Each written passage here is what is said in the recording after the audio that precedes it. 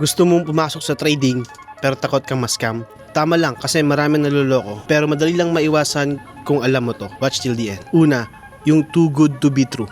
Yung tipong nagbibigay ng guaranteed profit times 2, times 3, even times 10 return in just a month. Even banks hindi kaya yon. Kahit yung mga magagaling na traders, natatalo pa rin. Walang 100% guaranteed. Kaya most probably, scam yan. Pangalawa, yung mga signal groups and account managers na lalapit sa'yo, magme-message sa'yo, nagsasabing sila daw ang mag-trade para sa'yo. Yung tipong sabihin nila na mag-invest ka lang, ibibigay mo yung pera mo, or even hingin yung password ng account mo. Most probably, scam yan. Pangatlo, check mo kung regulated yung company or yung broker. Hindi porket maraming followers, maraming likes, maraming shares, legit na. Kailangan mo mag-research. Verify mo. Tignan mo kung meron bang nagpo-protect sa'yo bilang trader. May mga tao ba behind this? Alam mo kung sino sila? May office ba na pwede mong lapitan at puntahan kapag may problema ka? Kasi pag nagka-problema, wala yung pera mo, bye-bye. Pang-apat, huwag magpadala sa hype at pressure. Yung tipong last lap na daw, kailangan mo daw pumasok kasi bukas wala na. Hindi, kailangan mo munang aralin. Kailangan mong alamin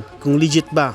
Paano ba nagwo-work yung trading? Paano ba kumita? Paano ba magsimula? Kaya importante, alamin mo na. Hindi lahat ng trading scam. Pero maraming scam na nagpapanggap na into trading daw sila. Kaya hindi lang sapat na gusto mong kumita. Kailangan alam mo din paano umiwas. Gusto mo bang matuto ng legit na trading at paano umiwas sa scam? Follow me for more content like this. Walang hype, walang budol, real talk lang.